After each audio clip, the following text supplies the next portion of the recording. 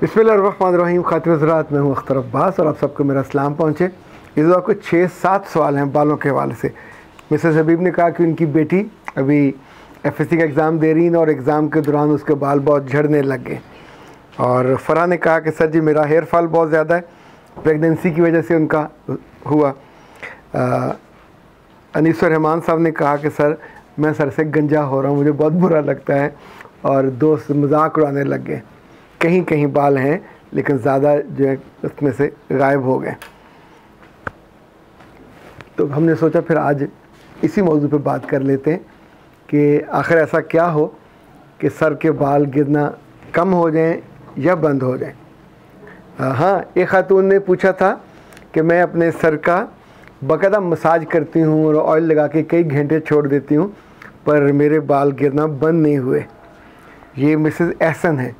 अच्छा मिसेस एहसन, गुजारिश ये है आप सब के लिए कि सर्दियों का ये मैंने बताया था, गर्मियों में और ख़ास तौर पे जब ये मानसून का मौसम होता है तो बालों की जड़ों में पसीना आता है और उससे ये बाल नरम हो जाते हैं। तो ऐसे मौसम में सिर्फ ऑयलिंग आप तब करेंगे जब नहाने से को आधा घंटा पहले। तो ये लंबे घंटों जब रखेंगे तो बाल आपके ज़्यादा गिरेंगे क्योंकि उनकी जो रूट्स हैं वो नरम हुई होती हैं। दूसरा एक बात और याद रखिएगा कि इस मौसम में कभी भी रात को आपने ऑयल लगा के नहीं सोना, वो चूँकि लंबा हो जाएगा तो उनकी जड़ें कमज़ोर हो जाएंगी। इसी तौर पे सर्दियों के तो ज़रा पूरा मैनरिज़म अलग है। सर्दियों में जब आप नहाते हैं तो थोड़ा पानी नीम गर्म कर लेते हैं, आजकल तो पानी आपको ठंडा ही चाहिए होता है। इसी तौर पे याद रखिएगा कि बालों के गिरने की जो वजूहात हैं उसकी बड़ी वैरायटी है। लाइक कुछ में तो मरूसी होता है, यानी अब्बा जी के बाल कम हैं, गंजिश प्रोग्राम वहाँ है तो बेटों के साथ ये हो जाएगा, पर अगर आप कुछ एहतियातें कर लोगे तो बच भी सकते हो। अभी तो खैर पीआरपी हो जाती है, पीआरपी में आपके खून में से थोड़ा सा ले के हिस्सा तो बालों में इंजेक्ट कर दिया जाता है तो बाल उगाने नहीं पड़ते, बाल का पूरा हो जाता है। डॉक्टर फैसल जवेद इसके बड़े माहिर हैं, आप उनसे रब्ता कर सकते हैं, लेकिन ये एक बड़ा शानदार और उम्दा इलाज है। अच्छा, दूसरा बालों के गिरने में बच्चे जब बड़े हो रहे होते यानी जब बुलूगत का आगाज़ होता है तो बाल गिरते हैं। इसी तौर पे बच्चियों के डेज़ के दिनों में भी बाल गिरते हैं और उन दिनों चूँकि प्रोटीन की कमी होती है, आयरन की कमी होती है। जो प्रेगनेंसी के दौरान भी और प्रेगनेंसी के बाद भी बाल गिरते हैं, वहाँ भी प्रोटीन की कमी और आयरन की कमी मेजर रीज़न होती है। अच्छा, प्रोटीन की कमी होती किस चीज़ से है? जब हम 3 चीज़ें लेना कम करते हैं या बंद करते हैं। जिस जिस्म को मीट नहीं मिलेगा, छोटा गोश्त जो है वो प्रोटीन की कमी का शिकार होगा। आप देसी मुर्ग ले सकते हैं लेकिन मैं इसके ब्रदर के हक़ में बिल्कुल नहीं हूँ। इसी तौर पे अगर आपके घर में हफ्ते में एक दफ़ा पालक पके, चाहे आप पालक पनीर बनाएं, चाहे पालक दूध में बनाएं, चाहे पालक आप मटन में बनाएं, इट्स टेस्टी, और बच्चों को इसकी आदत डालें। यानी मैं ख़ुद बहुत दफ़ा लोगों के जो होते हैं खाने, डिनर या किसी वलीमे पे अगर पालक गोश्त बना हुआ है तो मैं बाकी खाना छोड़ देता हूँ। यानी आई लव दैट। ये ख़ास अगर अच्छा बना हुआ हो तो बहुत टेस्टी होता है। दूसरा, अपने घरों में हफ्ते में एक दफ़ा लाजमी जो गुर्दा और कलेजी होती है इसका खाना ज़रूर बनाया करें। ये बच्चियों के लिए प्रोटीन की कमी और आयरन की कमी ऑटोमेटिकली, ये जो बच्चे नखरे करते हैं मैंने नहीं खाना, मैं अभी ईद पे आएगा तो हम तो उसे मिस्सा गोश्त कहते थे, हमें नहीं इल्म था कि माएँ अलग से क्यों बनाती हैं। ये ज़िबा हुए जो गोश्त से पहले जो बाकी आता है तकसीम होने वाला, उससे पहले ये खाना तैयार होता है, मज़ेदार होता है, लजीज होता है, लेकिन जितना इसके अंदर आपके जिस्म की प्रोटीन की ज़रूरत पूरी होती है और आयरन की पूरी होती है वो बाकी चीज़ों से नहीं होती। इसी तौर पे जिसके बाल रेगुलर गिरने लग जाएं तो वो अगर रोज़ एक सेब या एक दिन छोड़ के सेब खाने लग जाएं तो भी उनकी सेहत का मसला काफ़ी हल हो जाता है। सुबह एक अंडा आपको लाजमी खाना चाहिए। 1 कटोरी आपको दही, आजकल की जो बच्चियाँ नई आ रही हैं ये बहुत जुल्म कर रही हैं, दही नहीं खाती। आई डोंट नो उन्होंने किस अहमक से सुना होता है। तो दही आप शुरू में कोई महंगे वाला ले लें, योगर्ट वाला ले लें किसी कंपनी का, फिर जो बाज़ार से लेते हैं वो ले लें, घर में अपना बनाना शुरू कर दें और जब उसको जाग लगाते हैं थोड़ी सी उसमें चीनी डाल दें तो खट्टा नहीं होगा और बच्चे उसको खा लेंगे। उसमें अगर वो मलाई आए तो बच्चों को मलाई खाने की भी आदत डालें, ये उनके लिए बहुत मुफीद होती है। मीट नहीं खा सकते या अफोर्ड नहीं कर सकते, वो दालें अल्टरनेटिव डेज पे ले सकते हैं। दालों में बहुत होता है, मटर में बहुत ये प्रोटीन होती है।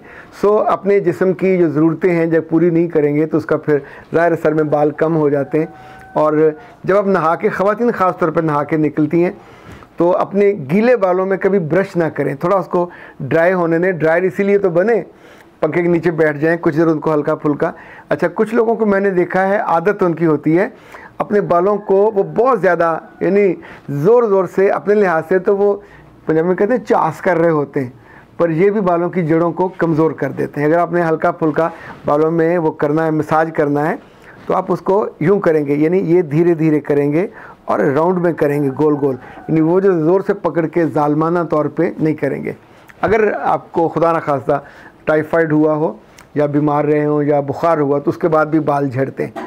तो ये बुनियादी वो वजूहत हैं जिसकी वजह से बालों का काफ़ी नुकसान हो जाता है। डॉक्टर नौशीन साहबा ने एक बड़ा शानदार बनाया था मॉडर्न इंस्टेंट ग्रोथ हेयर, ये चूँकि मैंने भी इस्तेमाल किया। इसमें को 6-7 तरह के ऑयल उन्होंने शामिल किए। और फिर जब ये बना था पिछले साल तो सबसे पहले हमारी टीम पे ही उन्होंने इसको आजमाया था। उन्होंने उसमें पूछा था जो वॉलंटियर हो, जिसको सर के बाल कम हो, वो इस्तेमाल करें। तो इसने वाक़तन वो मोजज़ा कर दिखाया था। आप ये उनसे मंगवा सकते हैं पाकिस्तान हर्बल से, मॉडर्न इंस्टेंट ग्रोथ जो हेयर ऑयल है ये।